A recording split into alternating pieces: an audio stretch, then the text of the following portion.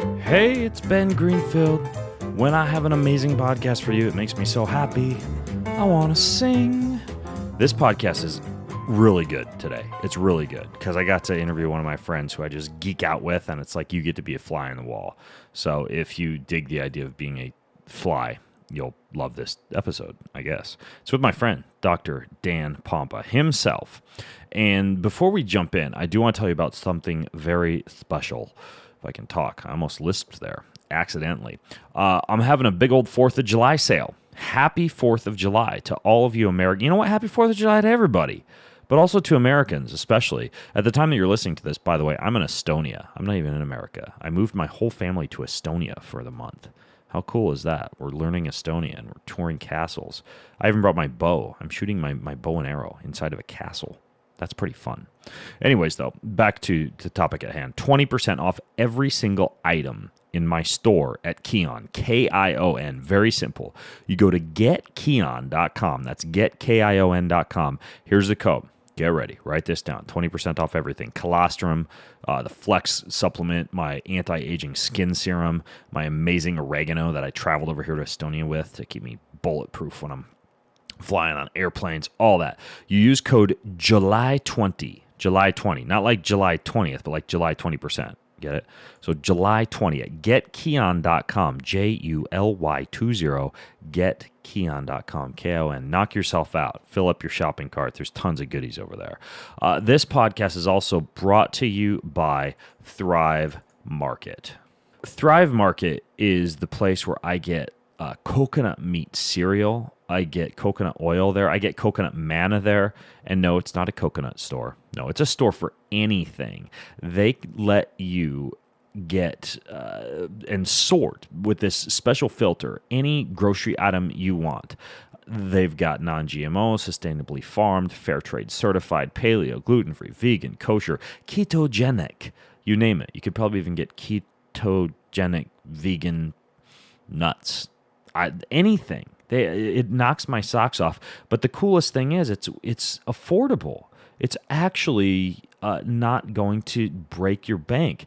All of their packaging and boxes and inserts are made from recycled material, 100% zero waste. So you'd think this stuff would just cost an arm and a leg. 70% of what they have there you can't find on Amazon. But better yet, they've knocked their prices to rock bottom. You pay 25 to 50% below traditional retail prices. And in addition to that, they're giving you $60 of free organic groceries, plus free shipping and a 30-day trial to their Thrive Market membership, just for being a handy-dandy listener to this show, because you're that special. So to get in on this, go to thrivemarket.com/Ben Greenfield. The URL, again, is thrivemarket, just like it sounds, /Ben Greenfield. All right, let's go chat with my friend Dan. In this episode of the Ben Greenfield Fitness Show.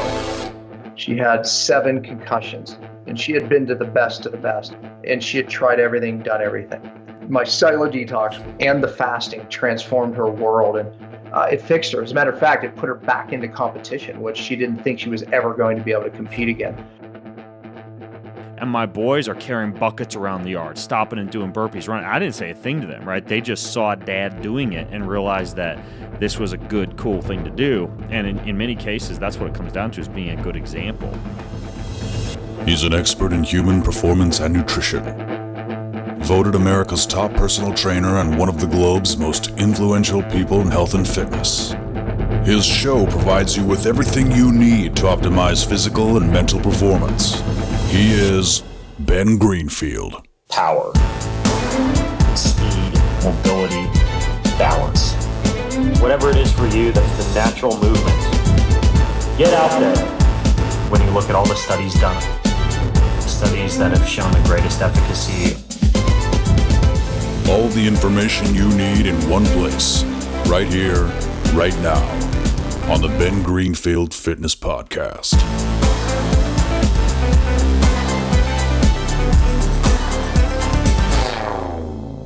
Hey folks, it's Ben Greenfield here, and I have not only one of my favorite guys in the world to hang out with on the podcast today, a guy who, whenever especially in or near Park City, Utah, I geek out with. I stay at his house. I hang out with he and his wife. He's become a really great friend over the past couple of years. But also, I would say that the guy you're about to hear me jam with is somebody who I look up to. There's not a lot of people in the wellness world who I consider to really have things dialed in, not only from a fitness standpoint and a nutrition standpoint and a cognitive performance standpoint, but also family and spiritual life and some of those things that I also hold dear. It's hard for me in many cases to connect with guys who kind of have a lot of things dialed in from all standpoints of mind, body, and spirit optimization. And so for me to be able to look up to guys like the guy who you're about to hear from on today's show is pretty special, and I feel incredibly blessed to know him. His name is Dr. Dan Pompa. Dan Pompa. Dan's been on the show before. One of the most comprehensive episodes I ever did on detoxification and this concept of cellular toxicity I did with Dr. Pompa. He's considered in the circles that I roll around in to be an icon and one of the leading experts on detoxing.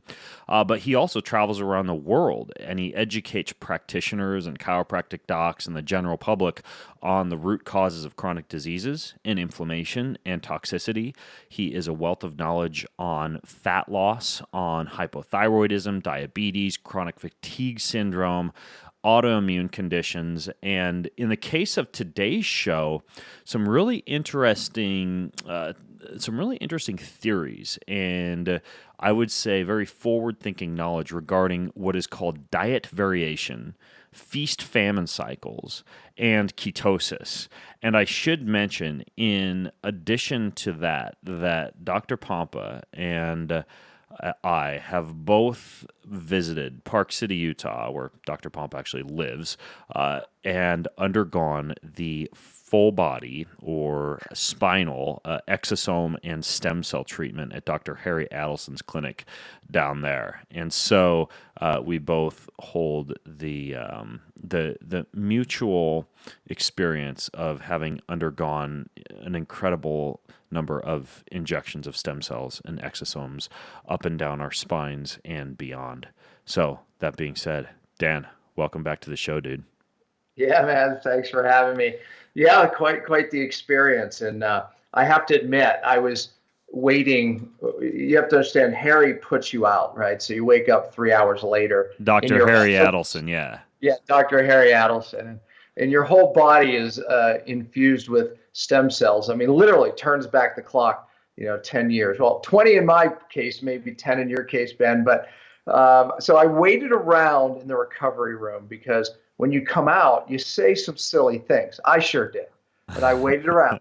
And it was this is when you waited around for me after I'd been under anesthesia, and you had offered kindly to be the guy who could drive me home back to your house where I was staying. That's right. Exactly. So I'm there and your wife is there. Then, I'm thinking, we might get some funny things. Well, first of all, he was talking, very like most of us, I'm sure, do, right? I don't recall myself talking that way, but I'm sure I did. But then when he starts coming to, I'm thinking, here comes the good stuff. And then Ben says, I have a confession to make.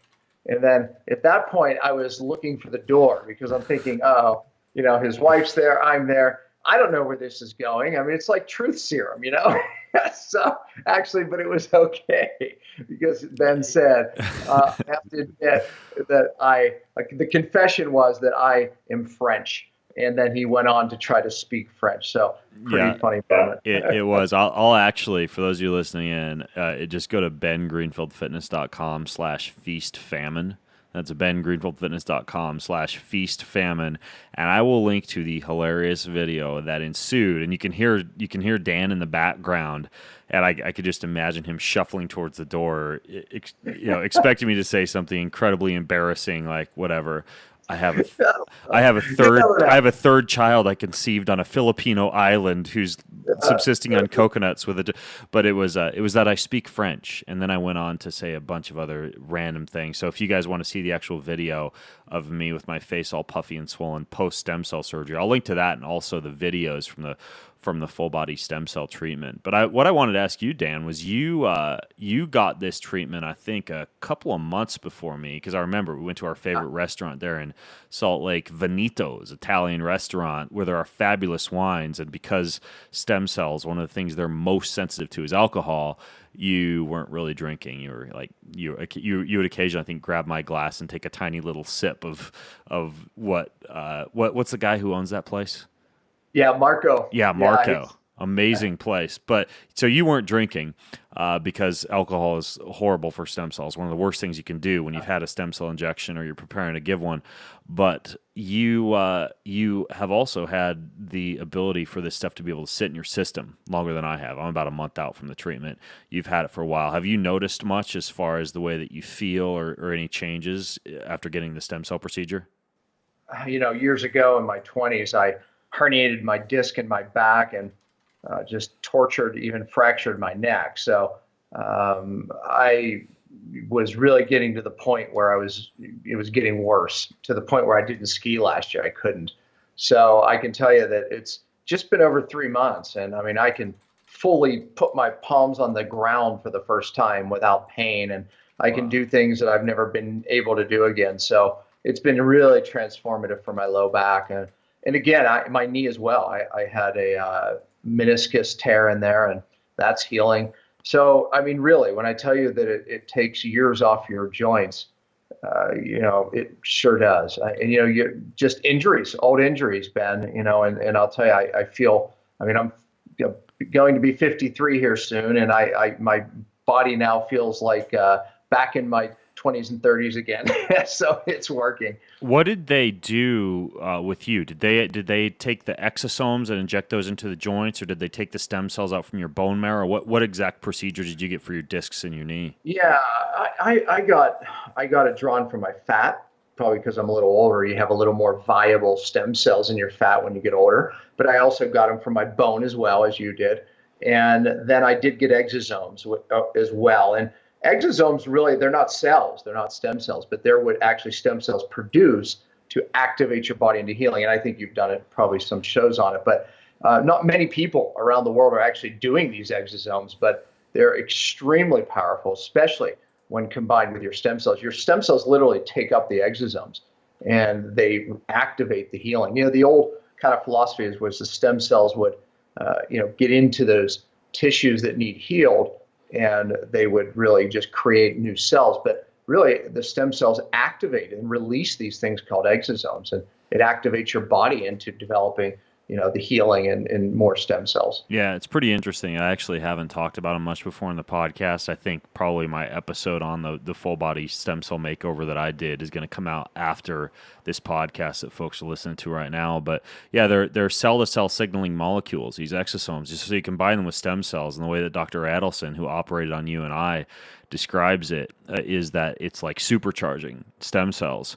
And so you actually get the stem cells carried more efficiently to the areas or the joints that they're needed most. And you also bypass some of the issues with placental cells not being available in the U.S. for treatment. And by using exosomes instead, you skirt that whole issue and you get an extremely efficient stem cell procedure done. Did they actually inject, when they do your back, do they inject the actual discs or do they inject the area around the discs?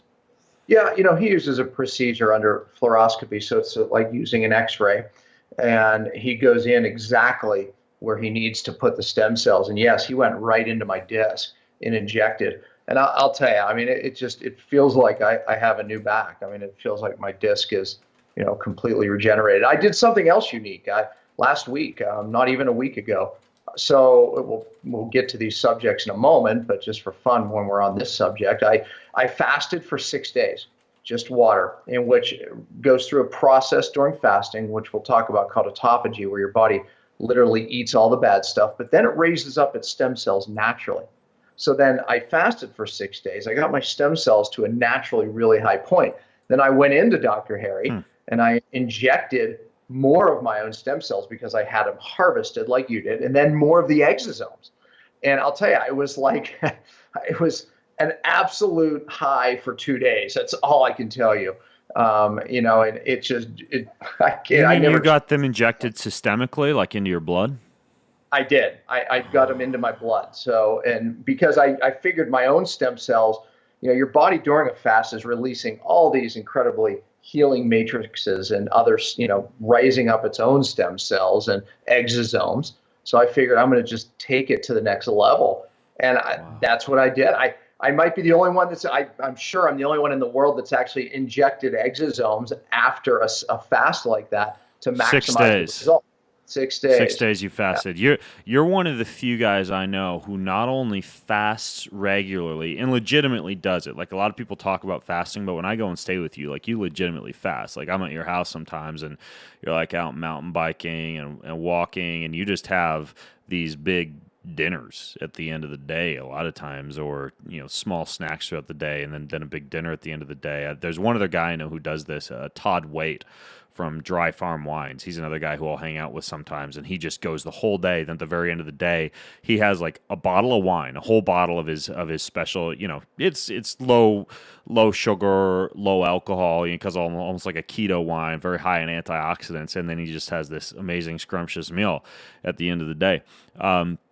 Now, I want to actually talk a little bit about fasting with you.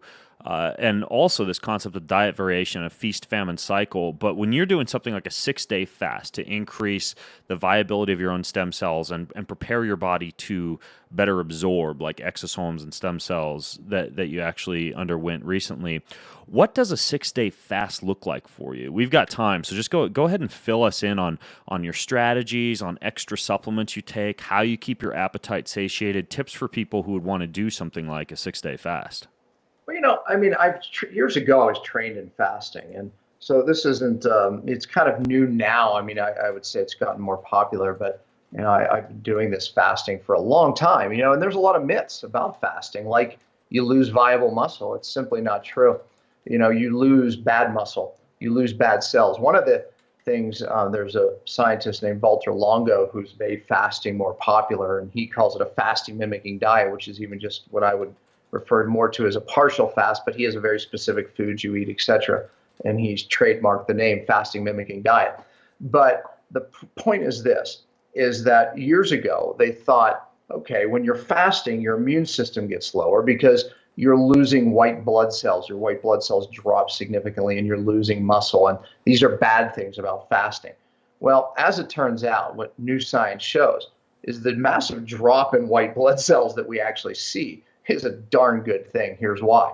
Because of this autophagy that I explained, where the body will literally eat all of the bad proteins, DNA, muscle, whatever it needs to get these amino acids, it will eat the bad tissue. And in this case, they realized that the body was eating the mature, or I would say overly mature, hyperactive white blood cells, the ones that overreact, drive autoimmune, allergies, asthma. I mean, I can go down a list, food sensitivities. You know, these blood cells are overreacting. They're too sensitive. So it realized the innate intelligence in your body that knows best literally was eating those blood cells. Now, here's the best part. What they realized is that the body fires up the stem cells, and then it replaces those white blood cells with new, more naive, as he puts it in his literature, blood cells that are not hyperactive. So that's why we're able to downregulate autoimmune gut issues and really so many different autoimmune hypersensitivity reactions with fasting, because you're getting rid of these hyperactive cells. So by the way, the same thing happens in muscle. You're not losing viable muscle. You're actually losing just bad muscle that's not recovering anymore, bad DNA, bad proteins, and then the stem cells are replacing the proteins. So I challenged my son, and he was, you know, he's a 4% body fat guy, young stud, right? And which son was this? Well, both actually. It was Isaac. He was probably at that time, he was about 16 maybe at that time, and then my son Daniel. You know both of them actually, but so they fasted And I said, a month later, you'll actually put muscle on. You'll gain muscle, mark my words.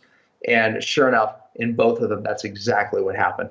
Because they were like, well, if I fast, I'm going to lose all my gains. I said, no, you'll lose a certain amount of weight. In Isaac's case, I said, you'll probably lose about 8 pounds. But watch what happens a month from now because of the stem cells replacing the bad proteins. And now you'll recover better and therefore gain muscle. So it's actually, we use it clinically now. I train hundreds of doctors around the country on these protocols, which we're going to talk about, these feast, famine cycles, fasting, etc. But we utilize this to get people to gain weight, believe it or not, and get people, obviously, oftentimes to lose weight, but more of for health, to regulate autoimmunity, etc. So it's a tool that we could never really help the people that we help.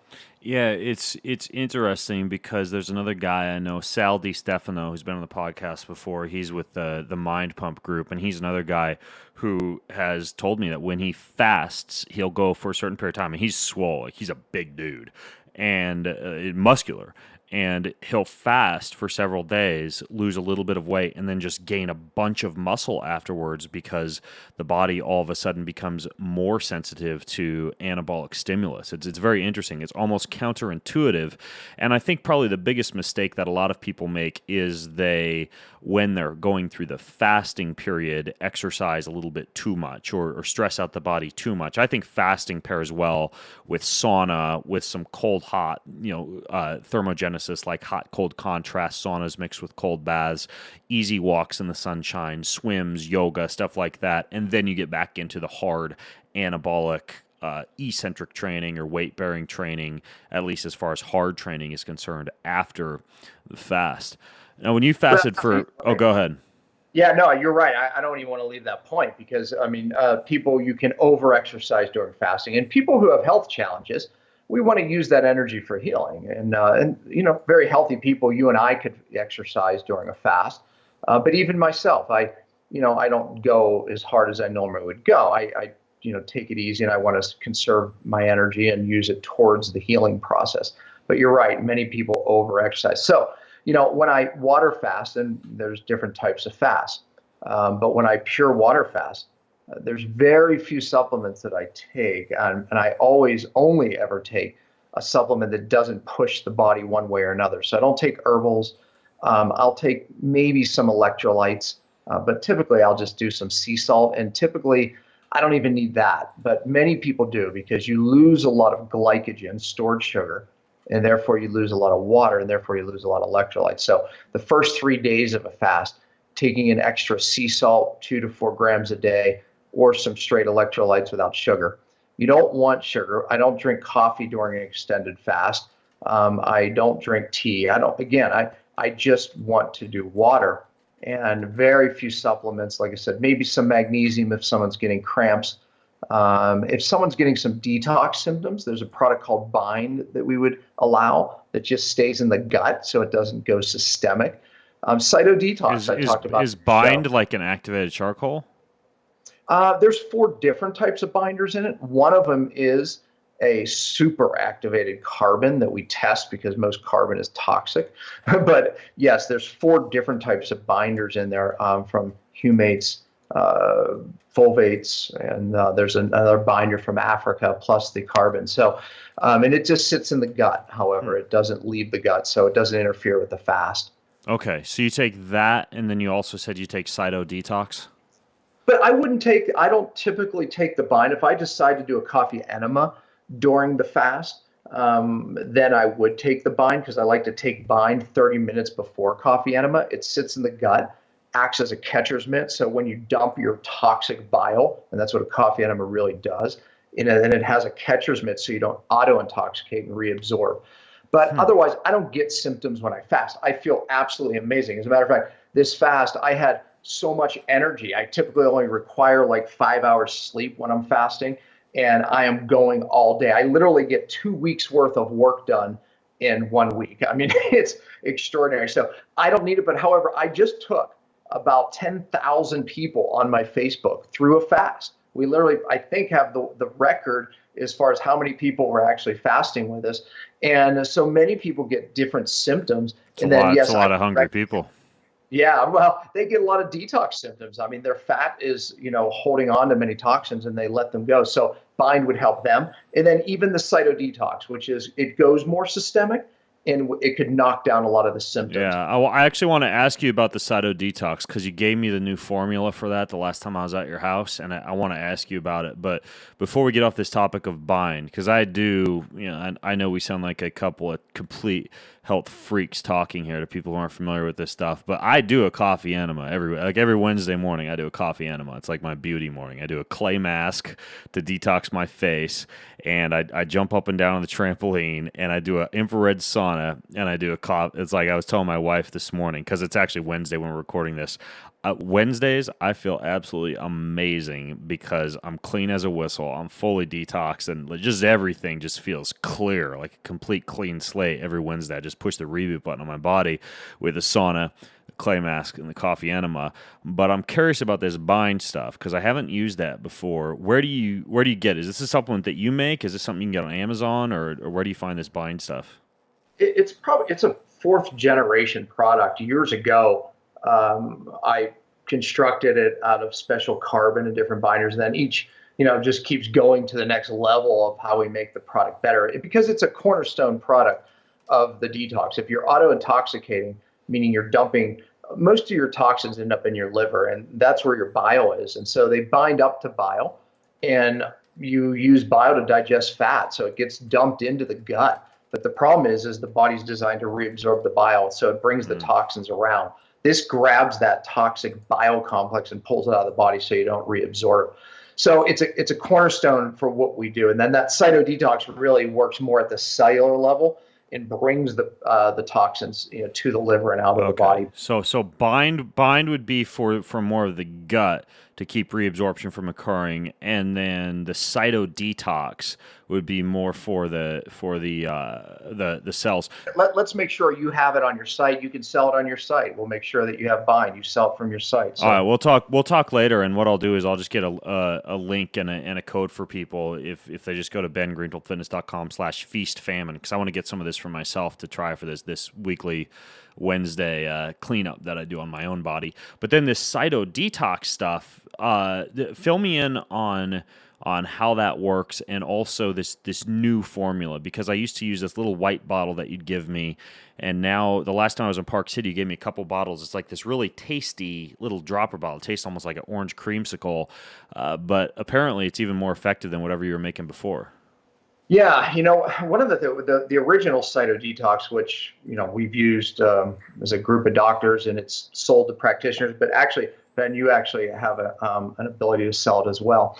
But it's a very strong product, and the original one was as well. There's these little particles in there called clinoptilolate. Not that that's important, but they have an ability to cross into the membranes and into the cell, and that's where the magic happens. Because if real detox has to be at the cellular level for really people to, feel better, for people to actually really detox. A lot of people don't realize that when you take a bunch of cilantro and charcoal and chlorella, I learned this from you. A lot of times, not only do you not detoxify the actual cell, because a lot of that isn't getting into the cell membrane, but in many cases, it can just allow toxins to float freely through the body and wind up in the brain, where they create like Mad Hatter's disease and brain fog, and they can damage neural tissue. Yeah, absolutely, and that's why using real binders is magic, and that's the key. So the cytodetox goes into the cell, and by the way, that's where you have to detox. I mean, there's nothing wrong with a colon cleanse. You and I both just said that we do coffee enemas. All that's great because it opens up the downstream pathway, but if you don't get to the cell, you won't get well. And if you don't detox the cell, you're not going to get well. So the cytodetox goes into those precious membranes, into the cell where we have to get the toxins out. Now, the new formula you asked me about. So the old one was just these small particles that would go into the cell membrane. But one of my visions a couple years ago was to broaden the span of particles, to actually have bigger ones, not just smaller ones. So therefore, some of them would stay outside of the cell and act as, again, catcher's mitts, just kind of like the Bind product in the gut. The reason is because most people that get symptoms during real detox, it's because toxins are redistributing, recirculating. So I wanted to have bigger particles that don't enter into the cell, that clean up, literally mop up the toxins. So here was the challenge. The challenge was the bigger particles don't get past the gut. So the new one is liposomed. So we have liposomed particles to get the small ones and the big ones across the gut. The small ones will enter the cell. The bigger ones will stay out. And then also, I talked about I like multiple types of binders because they bind very differently. There's fulvates also in this product, which typically don't leave the gut, but because of the liposome, bring the fulvates in. So now we have multiple binders, and we have a broad range of these particles that bind multiple different types of toxins. Product works. When I went to Veneto with you last time, because we drank a lot of wine. I think we had like 9 of us there at the table, and maybe went through 7, 8 bottles of wine, which is, it's a decent amount. Good Italian imported wines. You had a couple bottles of Cyto Detox out on your kitchen counter before we left. And I've been doing this since I saw you doing it, just whenever I have alcohol in general. Because, even good alcohol, it's still got some toxins in it. I mentioned Todd White from Dry Farm Wines earlier. I also use this wine called Fit Vine wine that filters out, I think, the 60 plus different toxins that are allowed in wine nowadays. And so if you use like a biodynamic, really fine microfiltration on a wine, you get rid of a lot of these toxins. But regardless, you get acetaldehyde, you get some amount of toxins from the alcohol. Would Cyto Detox be something that you could use as like a daily detox rather than going through, let's say, like a full-on, 1 month out of the year, complete full-on detox? Could you use Cyto Detox daily, for example, on the days that you're drinking or the days that you're, flying on airplanes, et cetera? We went to the UAC, Ultimate Achievers Club, group of doctors, and we go to Napa every year, and we bring Cyto Detox because it's glyphosate. I mean, the Napa wines, no matter what, because they don't dry farm, which they irrigate. Dry farm means the vines go deep and find moisture down deep. However, most of the Napa wines are irrigated, and therefore it brings the glyphosate. That's the chemical they're using as an herbicide, pesticide, and it's devastating to our gut. Anyways, we use the Cyto Detox to avoid being exposed to that because it binds it. So we keep ourselves clean that way. Okay. And it helps the alcohol. It helps with the hangover, man. I mean, the acetaldehydes, just that's what creates the dang hangover. And, it also has an effect on that. Yeah. Okay. So the Cyto Detox, about 1 dropper full, you could do that, for example, in the morning and in the evening? Yeah, that's exactly right. All right. So back to your 6-day fast. You're basically using the bind, you're doing water, and you're doing the Cyto Detox? Yeah. And minerals or electrolytes? Yeah, I mean, you don't have to do that, right? I mean, some people can just purely water fast. However, what you just said, that little protocol, absolutely works magic for down-regulating the symptoms that could come with fasting. There's another product we actually developed because when you're fasting, a lot of very toxic people produce something called hydroxy-free radicals. It makes you feel like crap, simply put. So hydrogen molecules, which you know about these, they downregulate the hydroxy-free radicals present in fasting. So the product's called Fast Tonic. You could also sell that one on your site as well. Put that in the show notes. But those are typically only products we would ever take during a fast. It's about water, and that's as simple as it gets. Everyone always says, so what else can I do during the fast? What else can I eat or take? No, that's just it. And again, that's a pure water fast we're talking about. Okay, so that stuff's called Fast Detox? Fast Tonic is the other one that downregulates hydroxy radicals. Okay. So Fast Tonic, like it's a tonic, Fast Tonic. Okay, so basically, if you like a 1, 2, 3 combo for while you're fasting would be bind, Cyto Detox, Fast Tonic, take some minerals, and then drink some water. There you go. Okay. When you're drinking water in your own home, do you use some kind of special water filtration system? Yeah, I mean, I have a whole house like you do, and then I also have just an RO unit just to make sure at the point of service that I'm filtering out anything that would possibly get by. And people always ask that, what kind of water can I fast with? I always say find a good, clean water that you like the taste of. I'd definitely stick to glass. If you're buying bottled water, you could find a really good spring water that you absolutely love. find one you love, because that's what you're going to be enjoying. So hot water actually is, or warm water, sipping it with a little salt in it can actually curb appetite. The Chinese would do that just to curb appetite. So, when you're fasting on day 3, day 4, that warm water, it's magic. And then here's the other question I get. Can I drink sparkling water? Yes, but it can be a little irritating for some people, so I wouldn't exclusively do that, but a little bit would be fine. Then here's the other question I get. How much water do I drink? And my answer is going to be a little surprising for most. Drink when you're thirsty. The body's that smart. So, it really knows when to, tell you to drink more water when it needs it. Drinking too much water can actually work against you. It can actually, work against your kidneys and some of your detox. Actually, what do you mean it can work against your kidneys? Yeah, meaning that you can actually drink too much water and actually strain your kidneys and your kidney function. So your body is very intelligent. If you're out exercising on 100 degrees, I would recommend drinking before you're thirsty.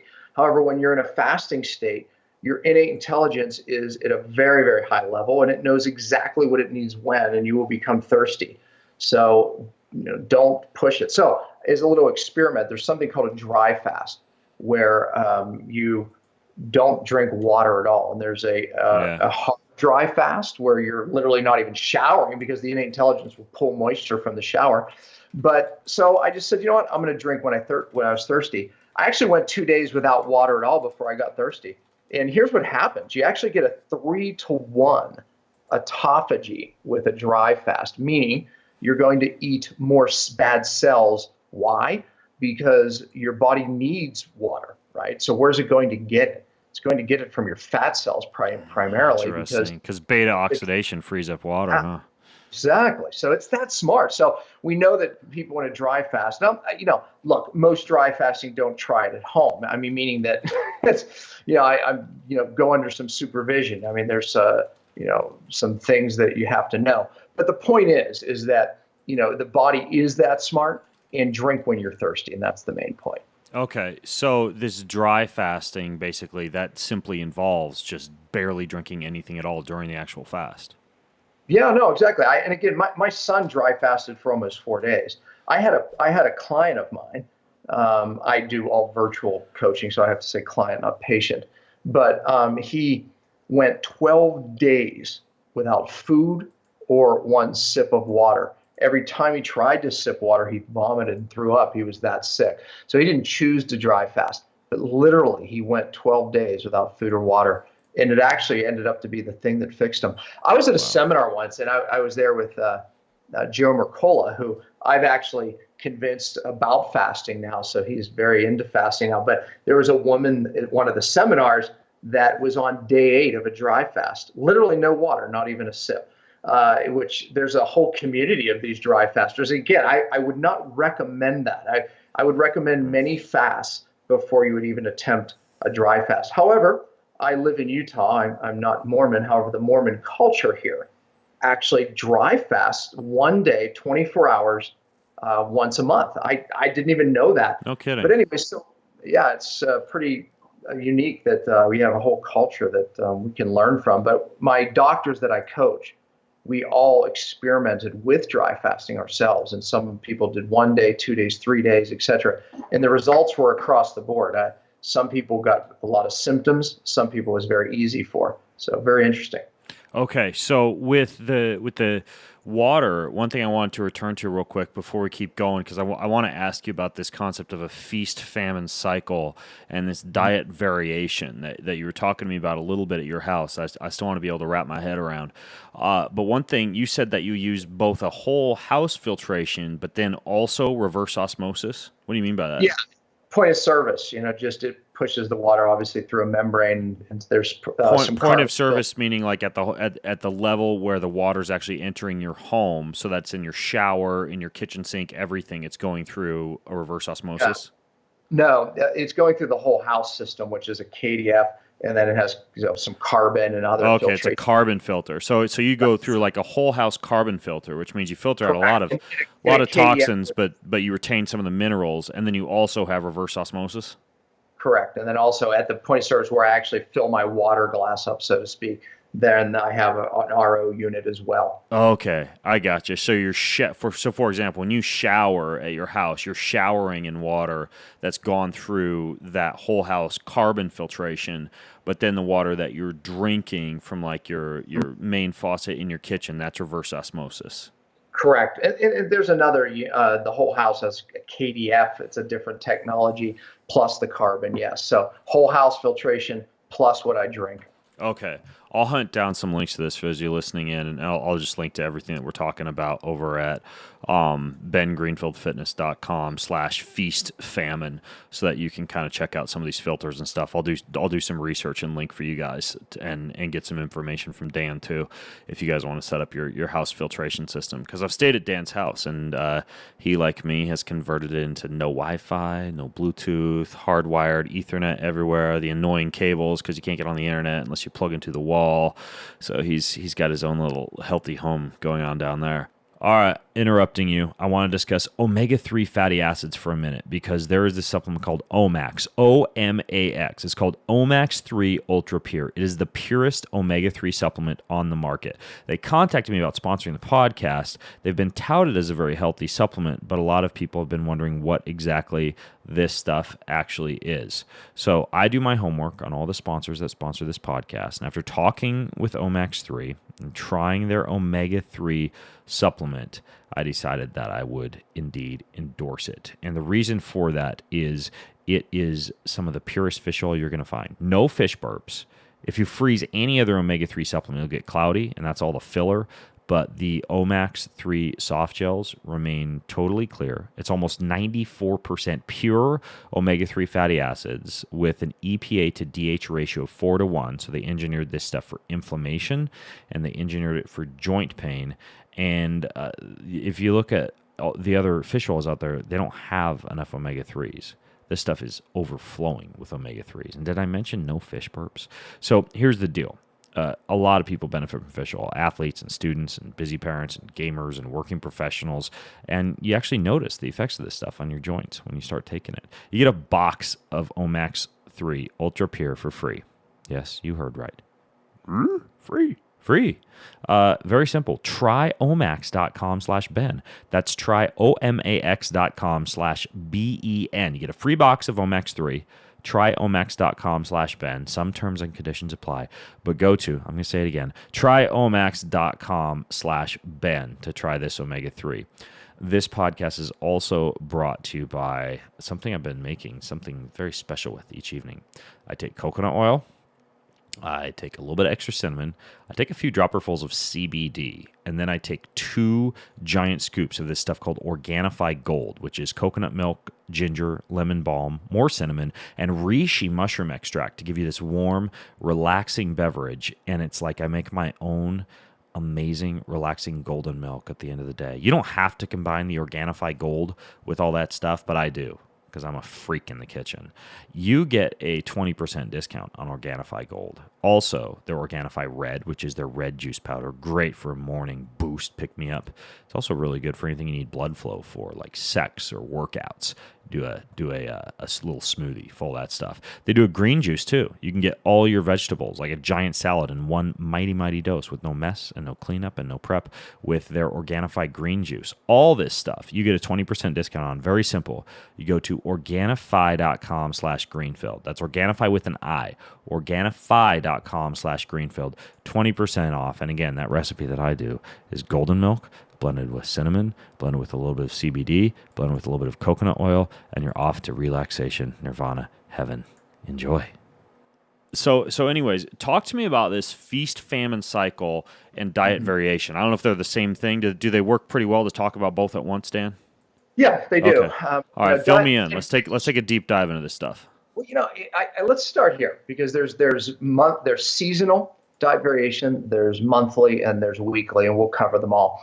And look, when you have these hardcore people on both sides of the diet spectrum, you have your vegans, your vegetarians, and then on the other side, or your plant-based people, I should say, and then on this side you have your paleo and the T-Rex diet, the all-carnivore diet, the keto people. And I'll tell you, when you talk to these people, they're very passionate about how this particular diet changed their world, changed their life. And so therefore, they're going to try to convince everyone that their diet's right. I have been down those roads, but my diet variation is very different because basically it's saying, hey, you're all right. Because what I believe is that every ancient culture, and I've been to many, every ancient culture, they have times where they're in all of those different diets. As a matter of fact, the Hunza people, who are considered one of the healthiest, long-living people in history, when the Brits would come there in the summer, they thought they were vegetarians. What they missed was they left during the harsh winters, and they were in a hardcore ketosis diet. Every spring, it's known as fasting spring with that culture. And because every spring they would fast, probably because they were in between food supplies. However, it became part of the culture. And now recognized for why the culture actually lived as long, healthy as they did. It was more about the fast than it was even what they were eating. So the diet variation principle is this. It really is about changing your diet. And it's the hormone optimization that occurs when you are forced to change your diet via the adaptation that actually is needed to make the change. Therefore, it optimizes certain hormones that we benefit from every time we change our diet. So it's not about one diet. The magic is the switch. So I move in and out of ketonic states. So I'm in and out of ketosis. I may be in it for 2 months, 3 months, maybe even 2 weeks. And then I'll go to maybe even a plant-based diet for a period of time, or a higher healthy carbohydrate diet for a period of time.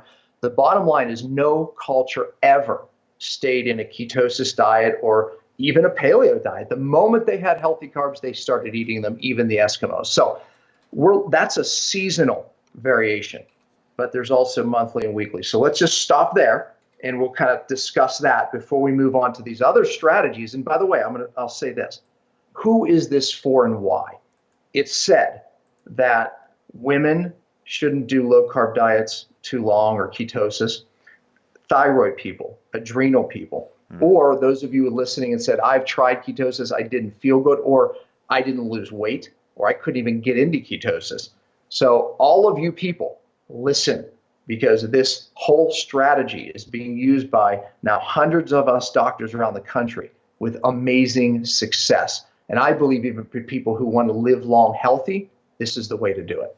Okay, so stopping there with the seasonal diet variation, and I agree with you. It's very difficult to find any long-lived population on the face of the planet that eats strictly vegetables or eats strictly ketosis. People ask me about why ketosis is the ultimate diet. I tell them it's not. Like, name me one blue zone, for example, that's pure strict ketosis all year long. You have periods where you go into ketosis, and usually it's not from sucking down exogenous ketones and putting butter in your coffee. Usually it's from fasting that you're getting into that state. But anyways, though, so this idea of seasonal variation, how do you know which season's what to eat? Well, look, you could look around you and say what's ripe, right? And that's a good variation. That's a really good way to do it. And I think there's magic in that.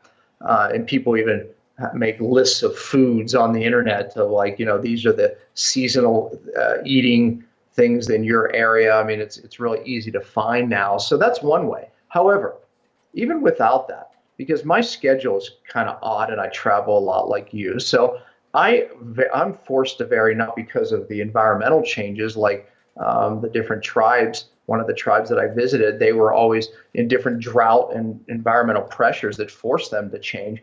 For me, traveling. So when I went to Italy, I ate like the Italians. When I went to, Israel, I ate like the Israelis. So those were forced changes. But so I oftentimes will be in a diet for 2 months, and then I'll move out into another diet simply out of boredom sometimes. But here's what I've noted. When I make the change, it's like I immediately get leaner.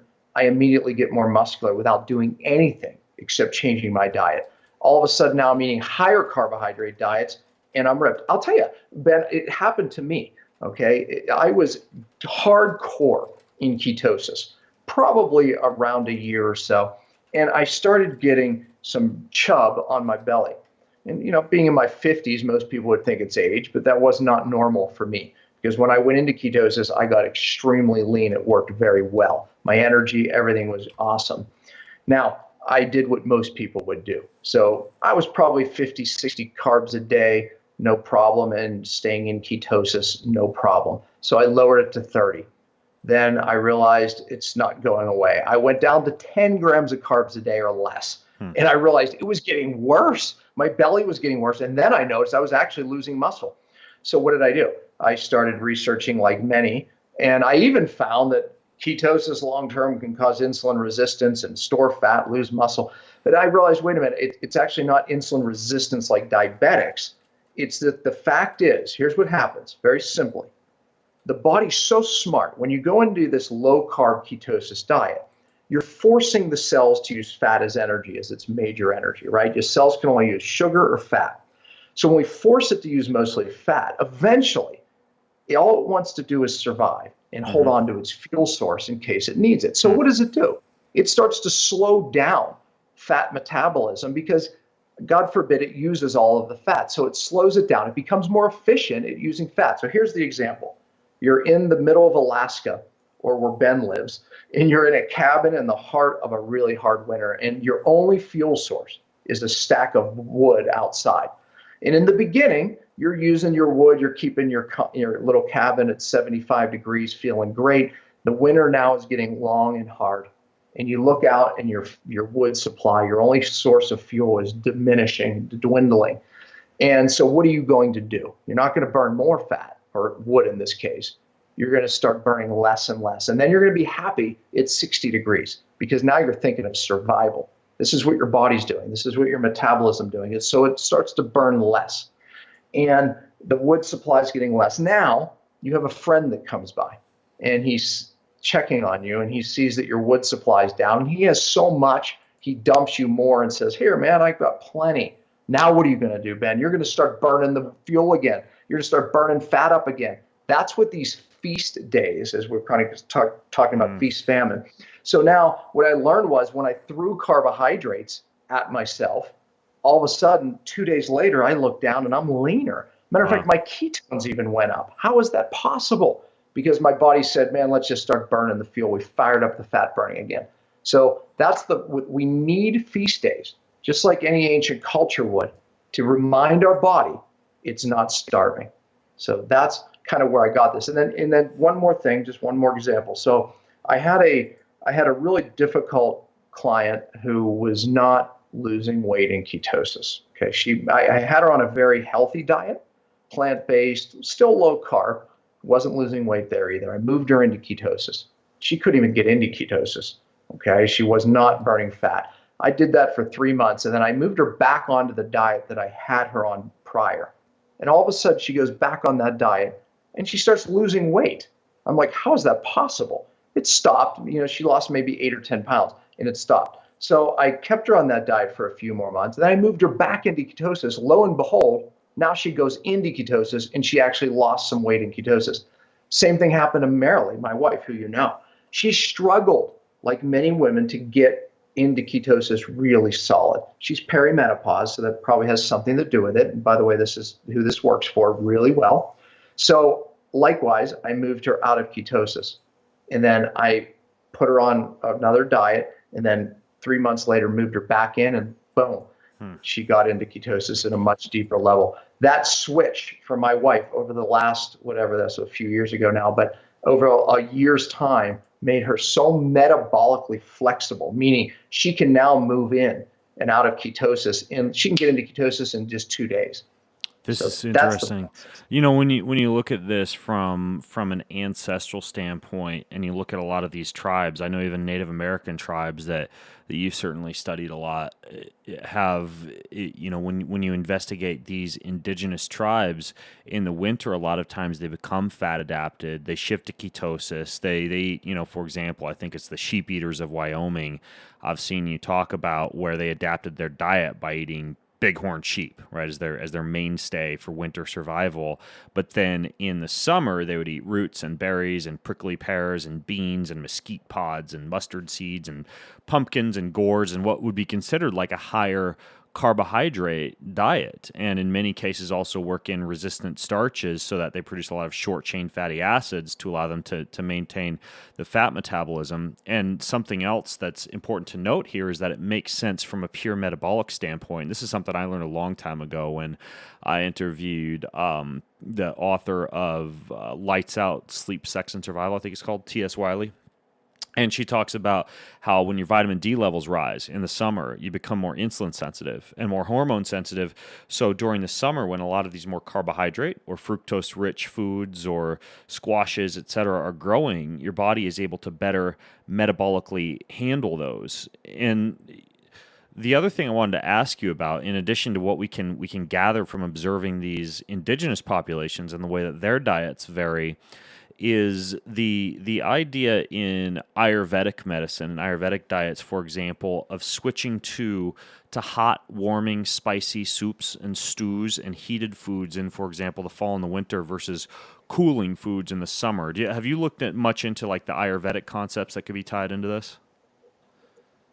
Yeah, no, I think that, they are big into the seasonal eating, and that's basically, what they're saying is, hey, look, there's times to eat certain foods. In matter of fact, what we've learned is that our microbiome actually changes seasonally, and therefore makes certain foods, even us crave certain foods more, right? And if you look at, their principle is grains should be eaten in the fall, because what happens is your microbiome shifts, and you actually have the highest level of enzymes needed to break down these really hard proteins like gluten.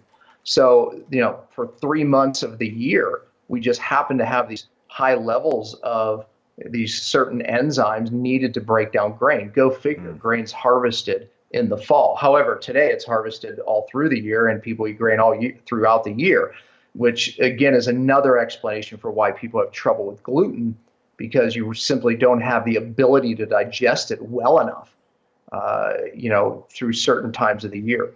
Here's the cool thing when you look at it. What oftentimes shifts the microbiome is there's a theory that the position of the sun literally has a lot to do with it. So it's not just the weather, the temperature, et cetera, but literally where the sun is and the sky can literally change our bodies and our microbiome, and has an effect on our bacteria, which has effect on our enzymes and what foods we should eat more of and less of. So there's a heck of a principle there. Do you know what the best book I ever read, I think, is on this idea of seasonal variation and what to eat and when? That's a little bit more, as we've kind of talked about, indigenous population and kind of ancestral tribe-based versus Ayurvedic-based. Was it John Dillard's book? No, John Dillard's book is good. He's the guy who wrote the book Mind, Body, Sport. But there's this guy who flies under the radar. He was on my podcast 2 years ago. He hails from the First Nations in Canada, and he grew up on the diet of his indigenous ancestors, meaning he was eating wild organ meats from the animals he hunted and feasting on the wild salmon that he caught. And he learned from the First Nations people their entire medicine wheel, their entire seasonal diet that they follow. He's a very interesting guy. He's a professional martial artist. He's on my radar as somebody I want to travel up to Canada, because it'd only be about a 6-hour drive for me to go visit with my kids, for them to kind of see what a version of like a mix between a Chinese medical practitioner and a First Nations physician is like. But he was not only on my podcast, and if you guys go to bengreenfieldfitness.com/feastfamine, I will link to my podcast with him. But he wrote a book, Flies on. You can't even get it on Amazon. It's only on like his website, and I've got a copy here in my office. It's called Returning to an Ancestral Diet. Returning to an Ancestral Diet. Amazing read. You dig this one, Dan. And it digs into, in really good detail, a lot of these concepts. If you wanted to know, hey, spring eat this, and summer eat this, and winter eat this. He's also a big proponent of cannabis-based medicine, and so he's got a lot of things going for him as far as being like a healer and a fighter and a good source of knowledge. So he would be a cool guy for you to talk to as well. Dr. Michael Smith up in Canada. Yeah, if you have a connection, I would love to interview him on my podcast as well. Yeah, I'll connect you guys after this show, and I'll put a link in the show notes. So one of the things that you alluded to before we took a dive into seasonal variation was how this looks like from a weekly variation standpoint, and I think the way that you described it to me was 5-1-1.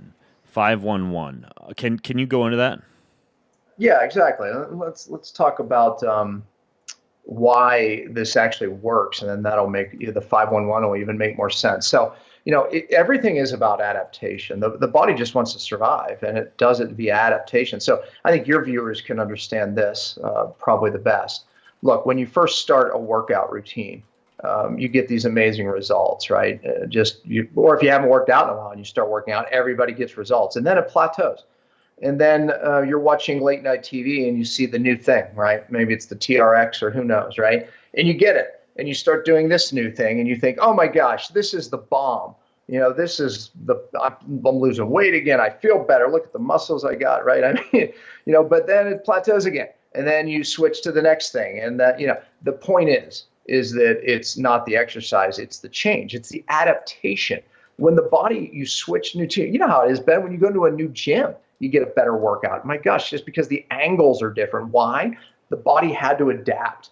And it's the adaptation that creates the growth. It's the adaptation that creates the fitness. So if you stop forcing your body to adapt, you're not going to get fit, right? So you have to force adaptation. That's what these dietary changes do. So feast-famine cycles, when you look at it weekly, is where the magic is. Every time, and I'm writing a book on it right now, so I have a lot of sites on this, but every time we switch diets, we force the body to adapt the microbiome, and also hormonally. So growth hormone actually rises, and so does norepinephrine. By the way, both of those rise when you switch your exercise as well. But what happens is once it adapts, then you still get the benefits of the growth hormone and of the norepinephrine, which has this massive anti-inflammatory effect. And the norepinephrine drives all these other hormones that benefit our brain and our bodies and our cells. So the change of diet forces the adaptation. So feast famine. It's funny because in this book, I just found, this was probably 3 days ago, I just found a study. They compared an all-fat diet throughout the week, okay? And so it was just high fat, low carb continually every day. Then they also looked at a low fat diet every day of the week. And then they did what they called alternating the diets. So they would do one day, say Monday, where they did high fat, low carb. And then on Tuesday, they ate one meal. That was the fast, okay? The next day, high fat, low carb again. That was the feast. Next day, one meal, fast. Next day, so they alternated. Well, put it this way. The alternating diet outperformed the high-fat, low-carb diet easily, and it also outperformed the the low-fat diet every day as well. The alternate, and they explained it, it's because it raises this norepinephrine. It creates an adaptation, which ultimately creates a hormone optimization. The reason why people can't stay lean, be lean, is more about hormones than it is about the foods you're eating. So therefore, how do we optimize our hormones for muscle gain, for leanness, for health, for energy, for our brains to work better? We have to drive adaptation. And therefore, we do it by changing our diet more frequently. So that's the concept. So the 5-1-1 we start people on is where they'll do 5 days of a regular diet or intermittent fasting, where maybe you eat in a 6-hour window or an 8-hour window.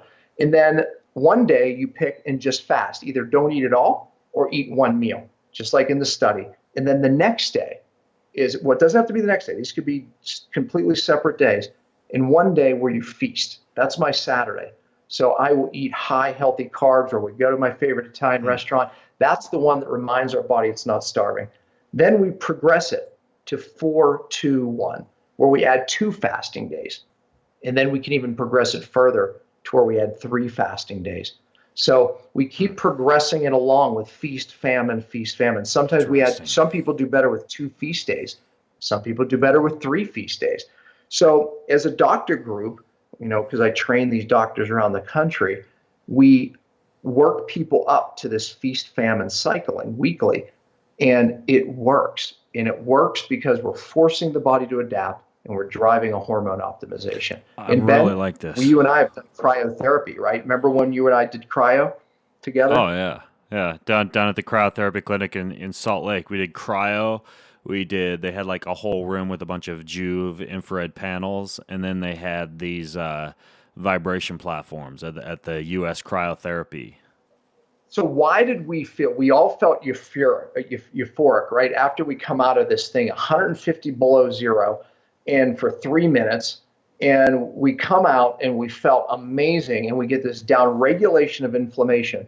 And what do they explain? Oh, it works because it raises growth hormone and norepinephrine, which drives the anti-inflammatory effect. And also norepinephrine is how your body balances serotonin and dopamine. So that's why you get the feel-good effect as well. Oh, and then we went into the hot. So what were we creating? We were creating basically feast famine. We're creating adaptation. We're forcing an adaptation to occur, driving our hormones in a positive direction, and therefore driving our recovery to be better. No different with diet. So so the 5-1-1. To me, that seems like a very simple place to start for people. Just to clarify, so 5 days of the week you go low carb or keto, and then 1 day of the week you choose to do a dinner to dinner fast. Like you stop eating Saturday night at dinner and you don't eat again until Sunday's dinner. And then the remaining day of the week, let's say maybe that's a Monday, starting Sunday at dinner through Monday is a feast day where you're loading back up and eating plenty of healthy carbohydrates and starches. Correct. Okay, yep, got it. Exactly. And by the way, folks listening, you folks that are like, well, I don't want to do the carb day.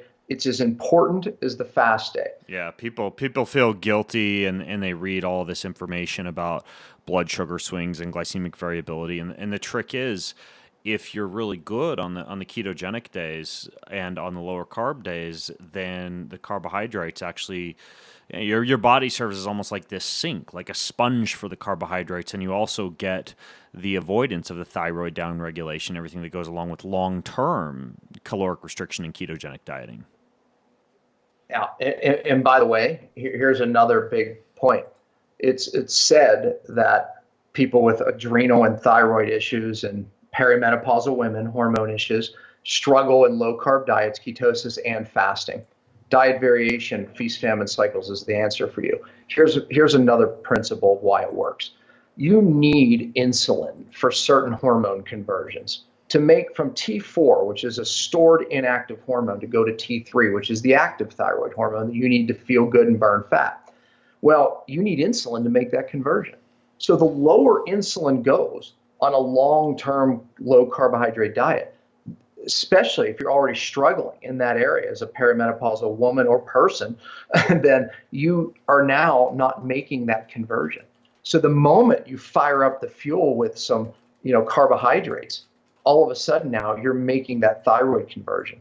So we're able to get these low adrenal hormone people, thyroid people, to do low carb diets and fasting as long as we utilize this feast famine cycling. Otherwise, it doesn't work. I really like this. So the one thing I'd throw in, because I've done a lot of experimentation and I also coach a lot of athletes and work with a lot of pro sports teams, and obviously you are going through a huge amount of glycolysis and pushing the body sometimes beyond what might be natural or ancestral, and you might need an unnatural means to accomplish an unnatural end if you're a warrior or a gladiator or an athlete. And what I've found in those folks is this 5-1-1 type of thing works really well. Like I try and do once a week a 24-hour fast, and I restrict carbohydrates on several days of the week. But rather than having that one feast day, what I have is a feast meal at the end of every day when I'm in my heavy training cycles, meaning that I eat low carb to no carb the entire day, lots of plants, vegetables, some fats, and then moderate amounts of protein.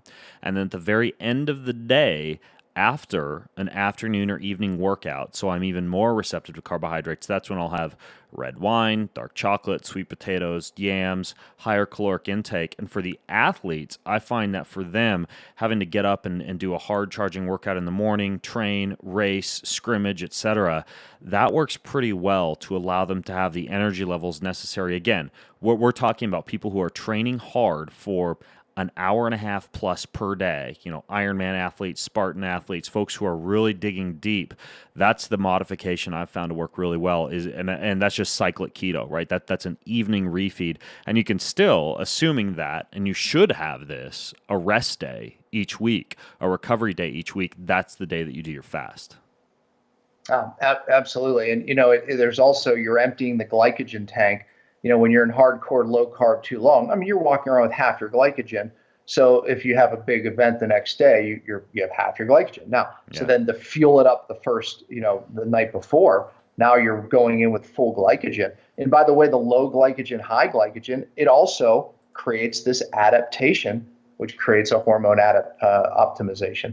Joe Mercola, we were at a seminar one time. It was a cancer summit in Orlando, and he asked me about it. He had been hardcore keto like myself, and he was losing muscle and gaining some fat. And he asked me the question. I said, well, this is, I explained the diet variation, feast, famine cycles, and that was it. Transformed his world. I wrote part of chapter 10 in his book, Fat for Fuel, on this principle. And it really works. Bodybuilders figured it out years ago, right? And, but you can have the best of both worlds. Let me explain monthly real fast, because so many ladies listening, this will transform your existence on the planet, your relationships, your health, everything. So what my wife and my son's girlfriend were having a discussion in the kitchen, and it was about their cravings the week before their period. And I intuitively said, listen to your innate intelligence, and give into the cravings. Make it healthy as you can, but give into the higher carbs that you're craving. And I walked into my office and I thought to myself, well, of course you do. And then I thought to myself, well, why aren't I doing this variation monthly? So I started, and I got on my doctor training group and I said, here's what we're going to try. I think I tried it a couple of times prior to telling them that. But I said, we're going to basically put, especially women, but by the way, this works for you too. The week before their period, we're going to give them the high carbs. We're going to move them out of the low carb ketosis diet. And for 1 week, we're going to do high carbs, even higher calories. And lo and behold, it worked. Why? The hormone conversions. Insulin, obviously playing a role in thyroid hormone, but also estrogen as well.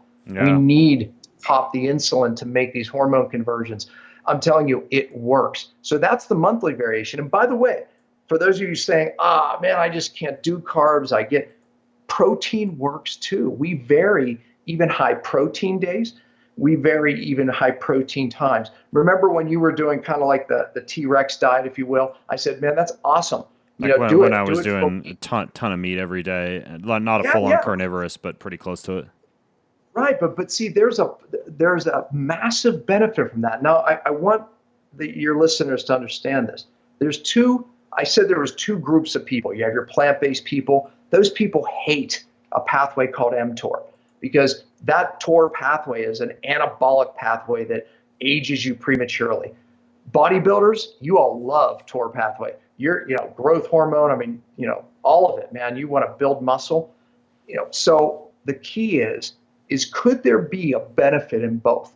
Because the plant-based people, they get more of that autophagy pathway where your body's eating the bad cells, right? So, and in the fasting times, we get the autophagy. That's one pathway. So imagine that in your left hand, and then your right hand is the mTOR pathway, which is that anabolic build phase. My point is this: stay too long in either, it's not good. I've watched people fast too long. I've watched people go low calories too long, because low calories will stimulate this autophagy. I've watched that happen. Matter of fact, there was the Biosphere 2 project where they realized that if we restrict calories for 30%, we can live longer. And it worked in mice, and it worked in fruit flies and yeast. So they put themselves for 2 years. There were 7 people in a biosphere and dropped their calories.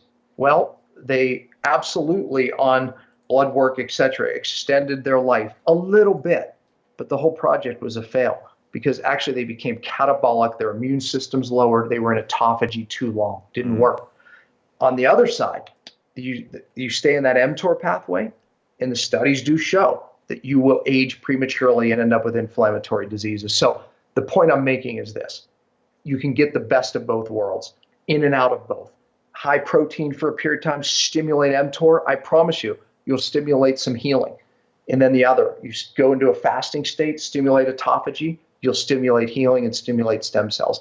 So the point is that this feast-famine cycle really represents the autophagy pathway and the mTOR pathway, and it gets the best of both worlds. And you have both sides fighting right now of which pathway is best. Point is that both are best, and both can be detrimental as well. Tell me about your kids, because your kids fast. That blew my mind.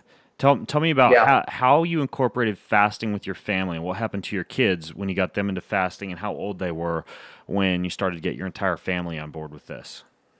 Yeah, all 5 of my children have fasted, most of them several times. My daughter Olivia has fasted. I can't count how many times, and beyond a week she's fasted. My youngest, my 14-year-old, when he was 13, I was preparing for a PowerPoint presentation, and there was a picture of a gal who had autoimmune, massive psoriasis. I mean, horrific looking picture. But then there was the after picture, and she was completely normal again. I was putting it in my PowerPoint. And he saw the first picture, of course, was interested. And he said, "Oh my God, what is?" I explained what it was. And he said, "Well, did you help her?" I said, "Yeah, there's the after picture." "Well, what did you do?" And I explained fasting and the cellular detox, right? And he had done the cellular detox and understood that, but fasting he was interested in. And he just so happened he had this little patch of psoriasis that showed up on his head. So it struck his interest. So he said, "I'm fat." Well, he left the room, and I was like, "Oh, that was interesting. I could see he was interested, but he's a kid. I didn't think he was that interested." He came back 5 minutes later and said, "Okay, I'm going to fast." And I said, "Okay, all right. How long should I go?" I said, "I'll go at least 4 or 5 days." So he started on the fast. I didn't think he was going to do it. Well, 4 days later, 5 days later, 7 days later, he ended up going. Now, this was my chubby son, so he had a little weight that he could play around with. Yeah, I saw him the last time I was in Park City, and I was shocked. He didn't look like the same kid. Like, he was like lean and mean, but not in a bad way. Not in like a starved, Ethiopian poster child kind of way. Like, he looked awesome. Yeah, no, he had lost all that fat, but he fasted for 12 days, man. Fasted for. Kids don't do that. That's not normal. Was he just self-motivated? Did this all on his own? All his own. Matter of fact, I was trying to tell him to break the fast because Marilyn and I were going away. So I'm like, "Simon, come on, man, break the fast before we leave. Break the fast." He wouldn't do it. He felt amazing. It was like just transformed. He's my last kid.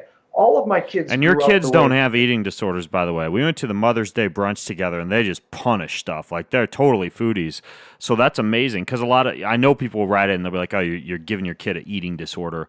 But that's not the case. I mean, in a healthy scenario, and I think here's what's important. They saw their parents doing it the right way. And I find, like, with my kids, a lot of times, rather than me talking to them or trying to convince them to do something, I just go out and do it. Like yesterday, I was kicking my own ass, running around the yard, hauling sandbags, carrying buckets, preparing for the Spartan race that my boys and I are racing this weekend. Well, an hour later, as I'm inside preparing dinner, I look out the window, and my boys are carrying buckets around the yard, stopping and doing burpees, running. I didn't say a thing to them, right? They just saw Dad doing it and realized that this was a good, cool thing to do. And in many cases, that's what it comes down to, is being a good example. Oh man, listen, my daughter, they watch me fast, right? And they watch, what Mom and I do. And she had a concussion, and when she was in Spain, and it was her second concussion. She said, "What should I do?" So I said, "What do you think you should do?" She says, "Fast." I said, "Start." And she fasted for 7 days, and she got through her concussion literally in a week. Tora Bright, she's a double Olympic gold medalist, and she had 7 concussions, and she had been to the best of the best. And she was on Dancing with the Stars. You probably know who she is, but she's a snowboarder, Olympic gold medalist, and 7 concussions. And she had tried everything, done everything. My cellular detox, which there's a part of it called brain phase, and the fasting transformed her world. And she gave a testimony on my Facebook about it, but it fixed her. As a matter of fact, it put her back into competition, which she didn't think she was ever going to be able to compete again. And here where I live in Park City, because I put her back in competition, she actually hit her head twice and got 2 more concussions. But this time she fasted right away. Look, fasting is amazing. There's 7 big things that happen during a fast, an extended fast. Number 1, I talked about autophagy. The body gets rid of the bad DNA and the bad cells. Number 2 is the stem cell rise that raises up and starts the healing process. When you read the testimonies of these 10,000 people we just took through a fast, it's remarkable of the things that clear up. I mean, just absolutely remarkable. The innate intelligence knows what to eat and what to upregulate through via stem cells. The third big thing is something that I like to call energy diversion, meaning that it takes so much energy to process food, to eat food, to assimilate it, to digest it, to burn it in the mitochondria, make ATP, that when you take that away, the innate intelligence has so much energy left, it literally will start to just heal things. And through a fast, you always get this like weird ache. And it's like, this hip, what is going on in the hip? And meanwhile, you remember back in high school, you injured the hip. The body and its innate intelligence will go back and it will utilize that extra energy to start healing things that need to be healed. It happens every fast. I have something, that actually starts to heal that, is remarkable. Like one time it was my knee, the last fast before this one was my kidneys, and they just ached for like 2 days, but they needed heal. So that's a big thing. Your DNA, you turn off bad DNA during fasting. It's remarkable. So you down-regulate bad genes and up-regulate good genes. You change your microbiome. This is the way that we fix guts. You don't fix a gut by giving people more probiotic. It's not. But these ancient healing strategies, feast, famine cycles, the fasting, this is how we change the microbiome and actually fix a gut. And then lastly, you benefit from much higher levels of ketones because the ketone levels go so much higher during a fast. And that's what we use to help fix the brain and downregulate cellular inflammation. And actually, there's one more, the hormone optimization, that what I already talked about, the elevated growth hormone, norepinephrine. Those are 7 reasons why fasting changes lives.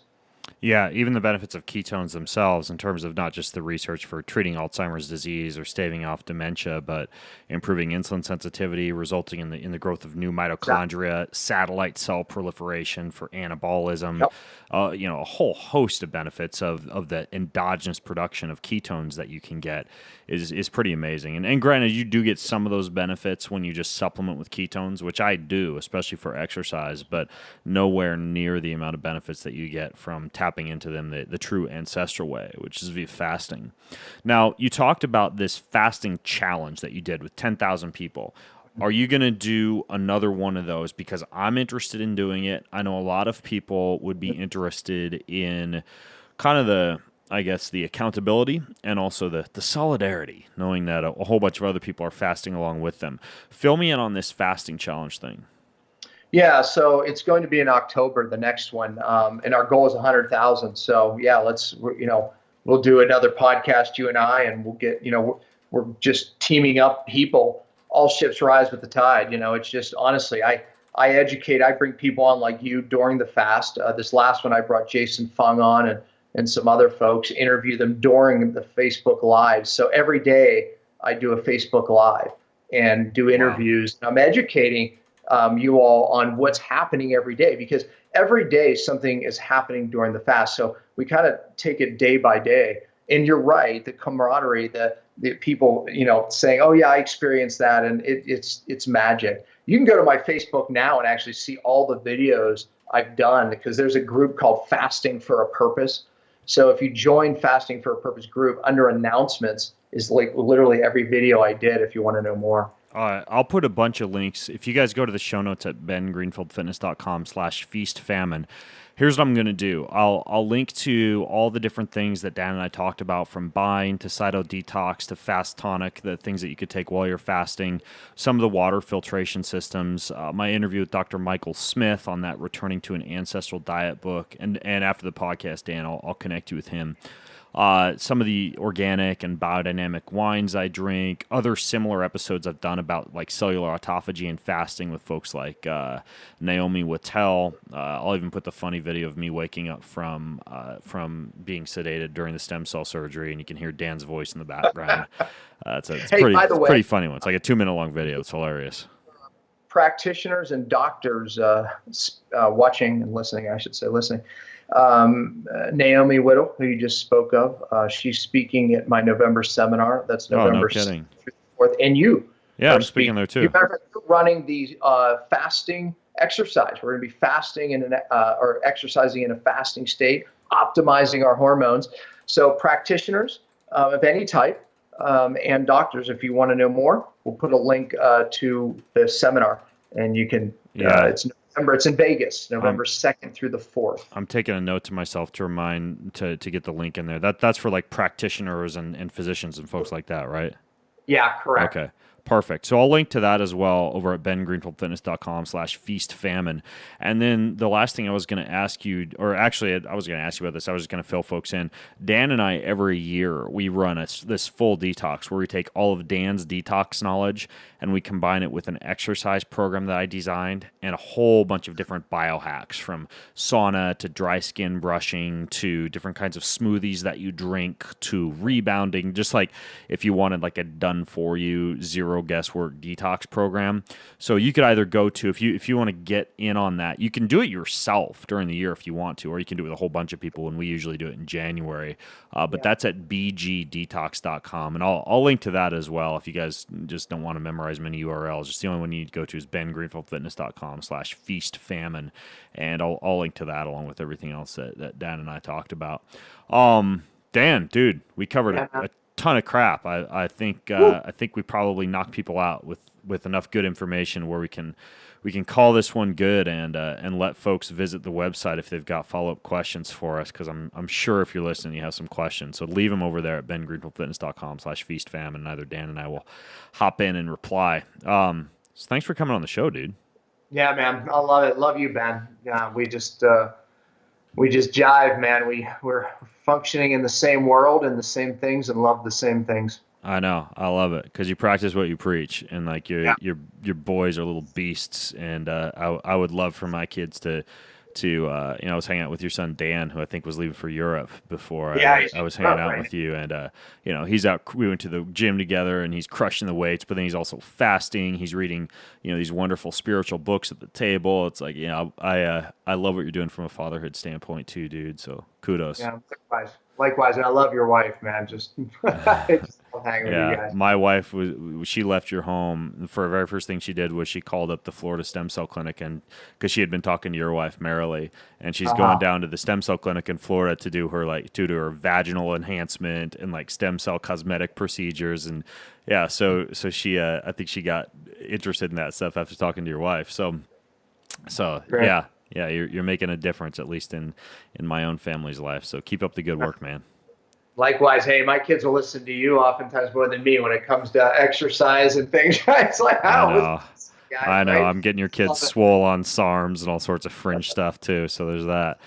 All right, man. Well, we'll catch up later. And again, for those of you listening in, bengreenfieldfitness.com/feastfamine. That's bengreenfieldfitness.com/feastfamine to get access to everything Dan and I talked about. And until next time, I'm Ben Greenfield, along with Dr. Dan Pompa, signing out from bengreenfieldfitness.com. Have an amazing week.